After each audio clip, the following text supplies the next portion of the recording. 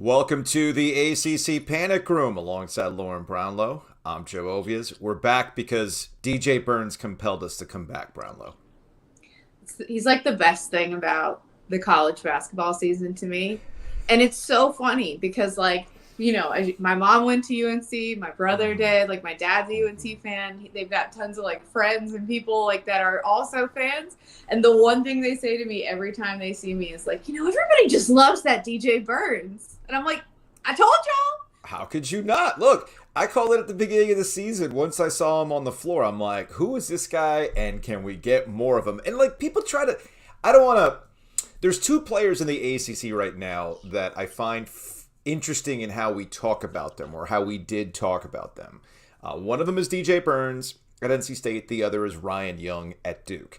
And it's a classic case of looks can be deceiving. Your own biases are coming out based on how you view these guys, what you see on the court versus their actual production. And let's start with my Jack White, Jack Osborne friend at Clemson. Give me those three on my team. Yes. That's my that's my starting backcourt right there. So Burns is, I don't want to call it Burns instant offense, but when NC State, I think what's been good about NC State so far this season and why they look like a solid NCAA tournament team and why Kevin Keatts is showing you once again that the transfer portal can giveth and taketh. And in this particular case, it certainly giveth to the Wolfpack. They've got a nice complimentary piece to Terquavion Smith with Jarkel Joyner. Yes, very and those two clearly play off each other really, really well. Something that was not there with Darian Sebron last year. And then with DJ Burns, it's a guy that if you need a bucket or a spark and a team absolutely loves him, here's a guy that comes from the Big South and gives you that. And while he's had his moments so far this season, and I go back to that Duke game when things were kind of in a stalemate at PNC Arena, I think he reeled off like 6 points or whatever it was to kind of get things going. Last night was by design. That was straight up by design because Wake Forest's issue this year has been on the inside. And Burns, while everybody was kind of like 26 shots for DJ Burns, hey man, if it's working for it and he's got that touch, then you ride that thing. Yeah, dude. And they got key threes down the stretch to make that comeback solidified. Also, why is it that only guards can be volume shooters? Get out of here with that. Let the big boy cook. I'm not going to stand for it. Why are y'all fine with letting like a guard jack up 20-some shots and we just go, well, it may not be efficient, but it works. Let the big boy take as many shots as he wants to. I just love it. And like, the other thing is too, I mean, he moves so impressively not even just like for a guy that size, like just period. Like he has such a beautiful little turnaround hook. Oh, it's so wonderful to watch. And I mean, honestly, and this is going to sound crazy, but I was thinking about it and I was like, I feel like he's my favorite state player to watch for me personally since TJ Warren. I could see that. Like he just brings me joy to watch play, to watch score. I just feel like I'm always going to see something special when he's out on the court. He's always going to make me feel good watching him. And I've gotten a lot of joy out of watching him this season for sure. And he's been huge for them, literally and figuratively. Yeah, literally and figuratively, yes. Shout out to Wake Forest fans, according to Virgilio. Apparently they were chanting Whopper at DJ Burns. You could say he had a whopper of a game, Brownlow. You could also say wild that we're fat shaming in the year of our Lord 2023, but okay. Also, if I'm DJ, if I'm me, I don't care. I'm probably like, sounds good. Y'all have some? Like, what is that meant to be? Like, come on. He had it his way. We're still fat shaming. Like, we're really still doing this.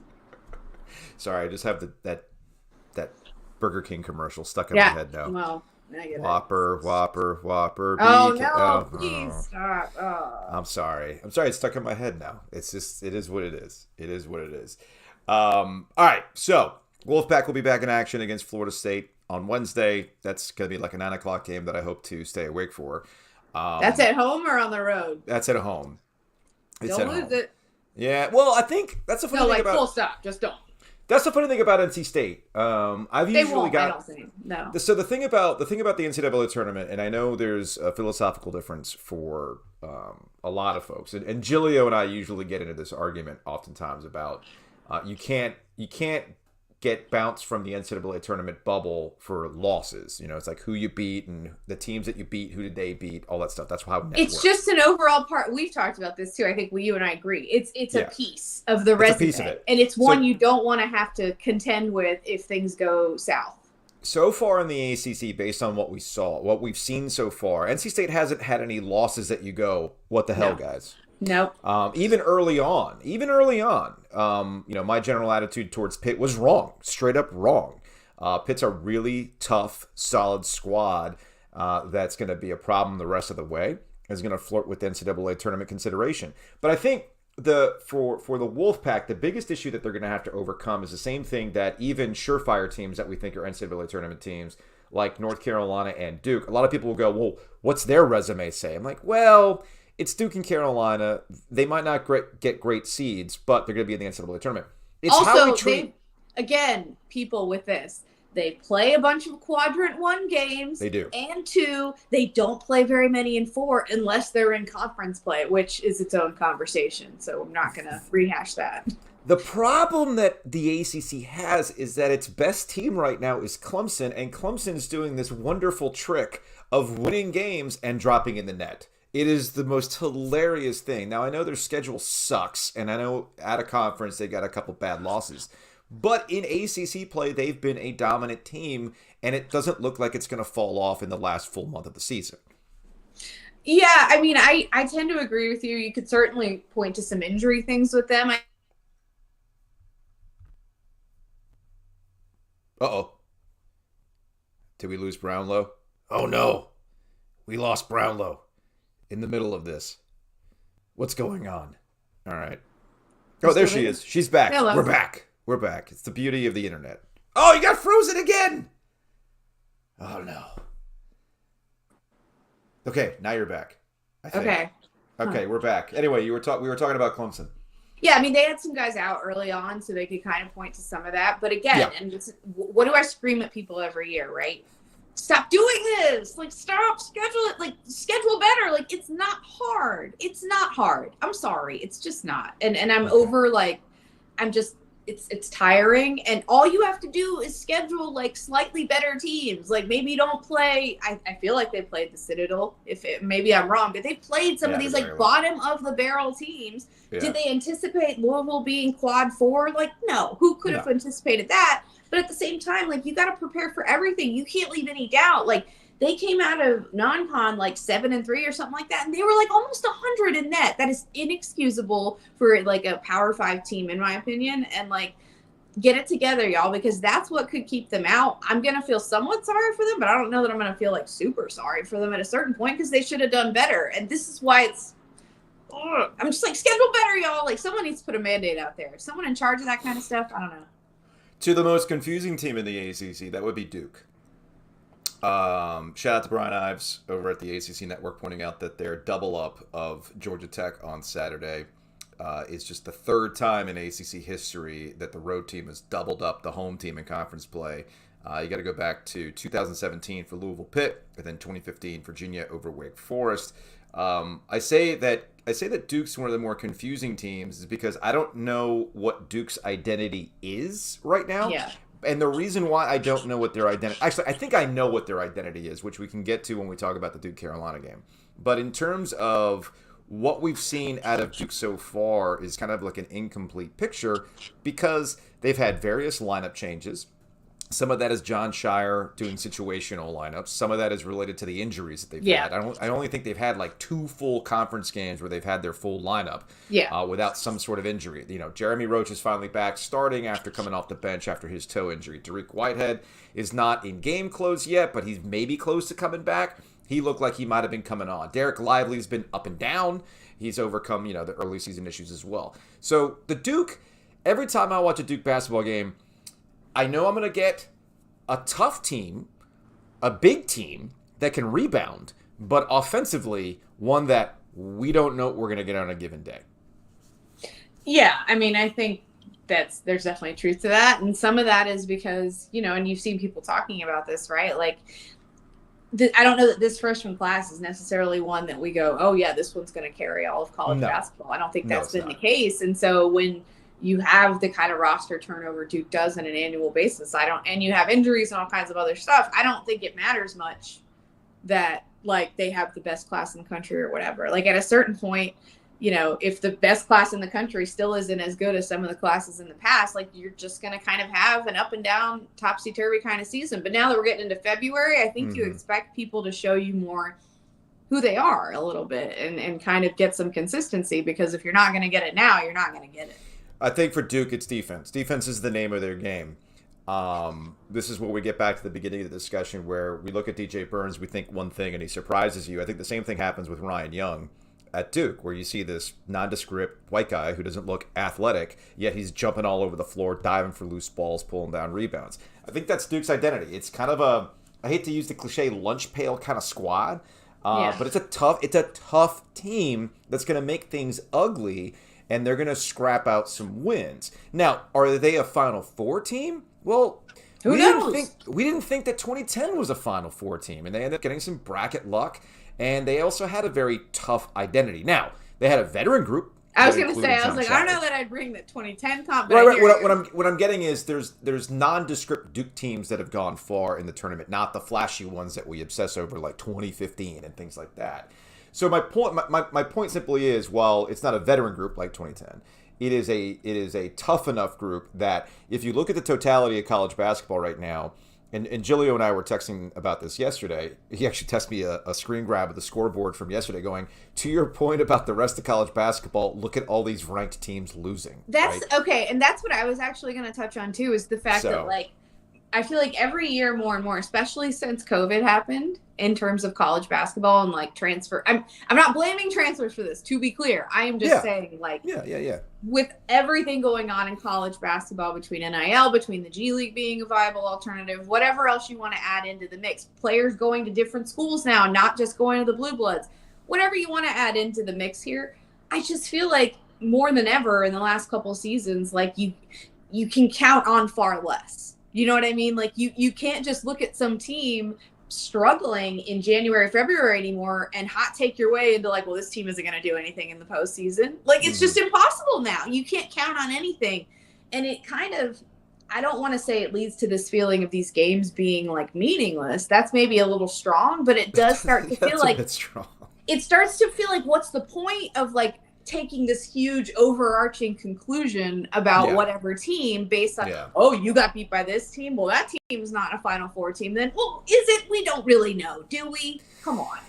So the Duke Carolina game's still happening on Saturday? Why do we do this like as if it I thought it was over. What do you mean? Why would it be over? Well, last year I thought it was a wrap. I thought they were putting this thing on ice for a couple of years. Oh my God. Right? And that's it's still going? We're still doing this? Okay. Here's the question I have. What is the over under the number of years that, like, after Carolina loses to Duke in a rivalry game, that they pull out the K stuff? Are we talking 25 years? Oh no, this will never. Never? You think never? No. I don't think. I don't know about never. You think? Well, okay. To your point, R.I.P. Billy Packer, who passed away this week. Long time. He's a true ACC legend. Okay, true ACC legend. We use ACC legend tongue in cheek oftentimes. Absolutely. But Billy truly is an ACC legend from his basketball playing days at Wake Forest, but really his broadcasting career, from sailing with the pilot, calling all those Final Fours and everything else. And you made me think of something, because I do wonder if, as we get further away from these things and new generations come in, how many graduating classes of students and generations does it finally go away? And going back and thinking about Billy Packer, I had Dennis Cox, our producer. I'm like, hey man, let's go back and think 2008, his last Final Four call, where he had the famous, "This game is over." Right? And, poor Jim Nance is like, really? Like, don't get the viewers to leave. And he's like, no, this game's a wrap, right? But then I thought about the Tyler Hansbrough, Gerald Henderson incident, right? The elbow. We had his call, which he was kind of like, he was playing the ball. Obviously, we all disagreed, right? But it got me thinking, like, John Wall in the last couple of weeks was talking about his recruitment to North Carolina and how like Tyler Hansbrough big timed him, and like Tyler Hansbrough gets on Twitter. Yeah, he's like, that didn't happen or whatever. That never happened. Mega Calipari and all this other stuff. And I had this moment where I was like, man, like hearing these guys talk would be the equivalent of like when you and I in the 90s were hearing about recruitments that happened, yes, in the 80s and the 70s, right? And you're thinking how old that was. And we don't think of the bloody Hansbrough game like we used to, which we thought was going to be this thing that lasted forever. It's kind of little by little, kind of faded into the lore of it. And you think too about like how hard you used to have to work to get like inside information or new information about those old feuds too. Like you would have to have like Feinstein or whomever else or Bear Jacobs or somebody prying information out of some of the people involved in some of that stuff. Yeah. Like, and now they'll just get on Twitter. Right. Whatever. Like look, that's not what happened. We were robbed of some of that, right? Like we didn't get that. Like, no, they couldn't just go on Twitter and be like, no, that didn't happen this way or whatever. Like that didn't happen for us. We just had to everybody had to kind of guess at some of the more salacious rumors. And there were plenty of them, believe me. Because without people coming out to confirm or deny stuff back in the day, stuff would get out of hand in a hurry. You're right. Like ask Rashad McCants about that. There were some out of control rumors with that guy. I don't know. There's all kinds of stuff like that it would just get out of control without anybody there to kind of step in and tweet something and whatever. But it would have been funny. We could have had better feuds. We could have. We absolutely could have had better feuds back in the day. So to get back to your point about how many years are we going to go on with this sort of thing? I would say 20 years. I would say 20 years 20? where, I'm thinking 20. Okay. I'm thinking 20 on that one. Now, as far as the actual game is concerned, what kind of Duke team we see is your guess is as good as mine. With North Carolina, I don't want to say, you talk about none of this stuff kind of matters. The general sense about North Carolina is almost the same. It's like they're not putting the hammer down in the regular season like previous championship caliber squads have done in the past for North Carolina. But we know how Carolina is going to win. We know what the recipe is, right? Yeah. The question is, how much of a liability is Caleb Love going to be going forward? Yeah. I think that RJ, as much as Armando Bacot gets the attention, and rightfully so, he's in the record books, he's getting double-doubles, he's going to go down as one of the best UNC players of all time, with or without a championship, okay? He'll be in that other tier of guys who hasn't won if he doesn't do it in North Carolina, but he's always going to be well thought of. RJ Davis, to me, has been their MVP. Yeah, absolutely. He has been their MVP. I think he is an unspoken leader on the court at times. If you need a tough bucket, he's got it. You need something tough defensively, he's got it. He can pick this team up. He's been really, really fun to watch. And if they can just get Caleb Love to consistently play within the offense and not just do Caleb Love things sometimes, I think that this Tar Heel team can fulfill what they came back to do. But I do know this, though. Caleb Love is absolutely going to go to Cameron Indoor Stadium and have the night of his life because that's the kind of thing he does. That's what he lives for. I mean, let's think back to his freshman season when he was kind of a hot mess, and then all of a sudden he goes into that first Duke game and he's like just dropping buckets left and right, and everybody's like, "What's happening right now? Mm-hmm. Like, where did this come from?" And he's generally speaking played well against the Blue Devils. Let's put it that way. And he has. I mean, there's no telling. It's interesting though to me. I think earlier in the year we talked about like Carolina coming off of what they did last year, kind of the high of that, and maybe some of the early season was like them. How do you top that kind of thing? Mm-hmm. I think even some of us who like witnessed that game in New Orleans and everything else, and witnessed kind of the end of last season, were kind of feeling some of those feelings of like how does anything that happened top that, because it was so insane. So I wonder if they'll have that kind of same energy with Duke, or are they too ingrained in the regular season now? Like, will they be like, well, doesn't get any better than what we did to them last year? You know what I mean? And maybe they don't bring that same energy that they did last year. Or I think the way if I give Hubert Davis a lot of credit here in the way that he coached them going to Cameron Indoor Stadium last year, I think the return to Cameron Indoor Stadium, he's going to do the right thing and reposition what it's about. It's like, don't give them a chance. Don't go into it thinking, well, we ended your coach's career last year. That was a defining moment for us. and they're going to take the foot off the gas. I think they want to prove another point. Yeah, going and they forward. should. And they should. They absolutely should. I guess the question is Coach K going to be there? I mean, where has he been? Well, funny you mentioned that. We had a Coach K appearance last night. Apparently he was in Brooklyn for the Brotherhood. He's hanging out with his guys yesterday. There you go. But we haven't seen him at a college basketball game yet, I don't think. He certainly hasn't been to Cameron Indoor. I know that.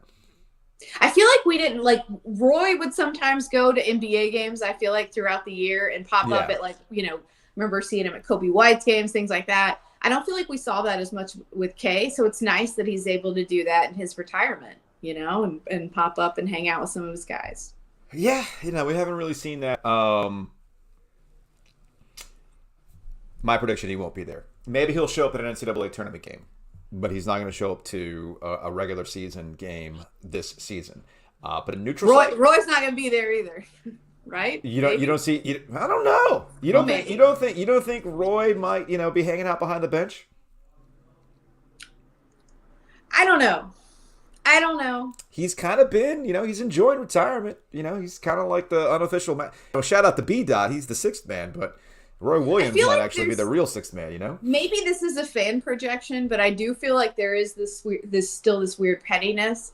Like, why hadn't Kay been at one game? We could have seen Kay at a game. Who cares? Yeah. But it's almost like there's this pettiness too from fans on the Duke fans that'll be like, well, Roy just has to show his face at every game. So it's almost like he's making a point to be like, well, I won't be showing. I'll be the behind the scenes one now. I'm not getting into the spotlight. It's almost so stupid and petty. I'm not even. It's almost like the rivalry dynamics have evolved and they continue on, and now we're arguing about those two guys in a way. Right. Speaking of coaches, shout out to Mike Brehm. He called it a career since the last Panic Room.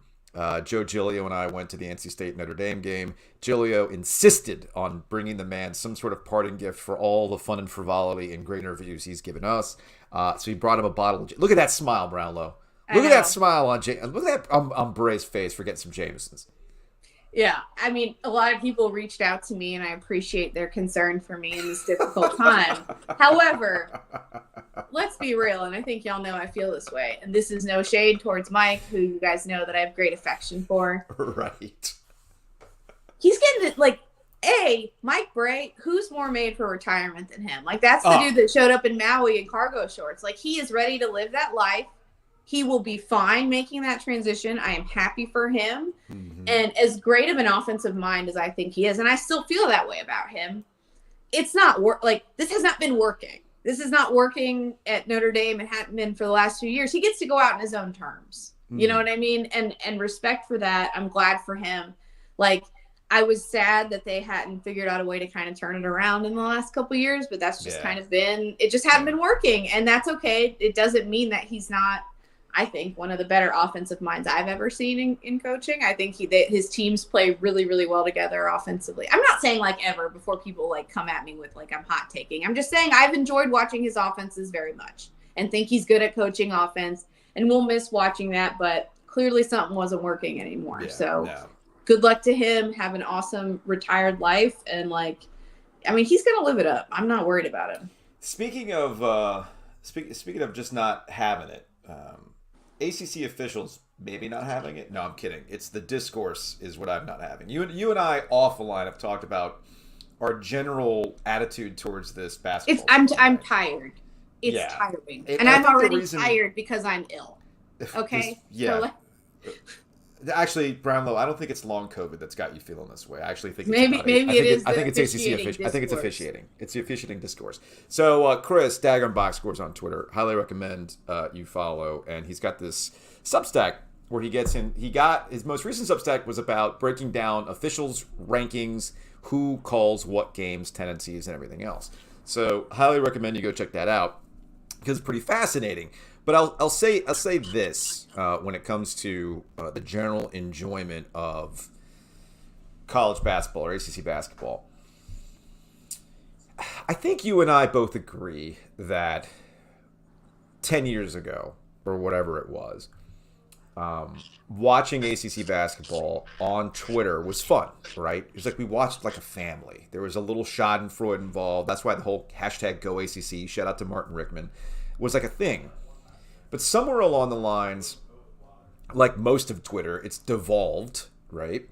The product is not as good, and it's actually become less enjoyable to have Twitter up while I'm watching basketball, because all it becomes is who's getting to the free throw line. Oh, I've had to log off. Like, y'all wonder why you're not seeing me? Maybe because my ad's still up anytime I say, like, a UNC player did something. Well, they have free throw disparity advantages.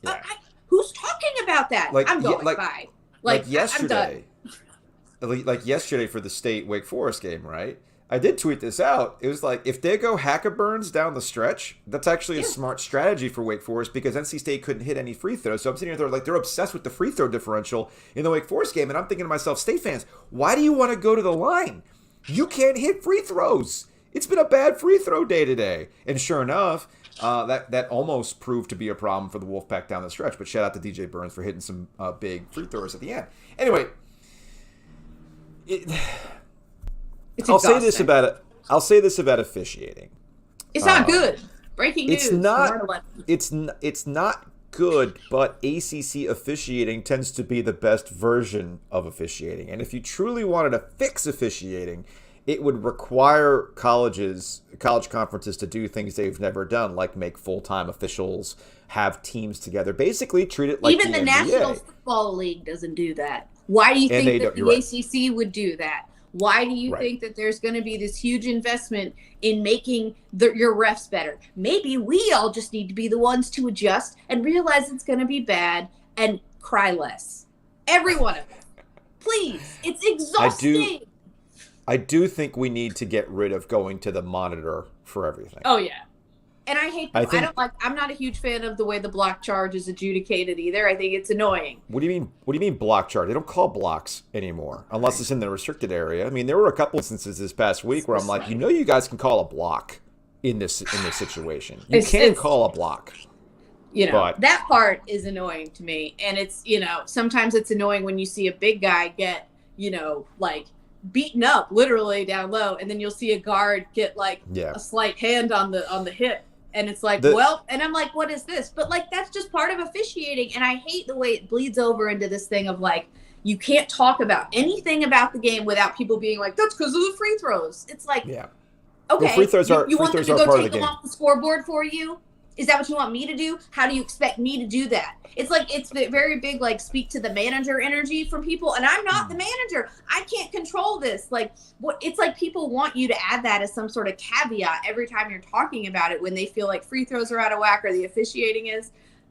Stop with this. Like, this is why it's not fun anymore. I'm with you on that. All right. That's going to wrap it up for this edition of the ACC Panic Room. We're going to be, for housekeeping purposes, we're going to be doing ACC Panic Rooms once a week, every Sunday. So we'll kind of look back on the week, and we'll look ahead towards what's coming our way. And we'll be doing this on Sunday mornings until the end of the regular season. And then we'll reassess from there. But anyway, we appreciate you listening. We appreciate your patience while the ACC Panic Room was on a slight hiatus. We will see you all next week.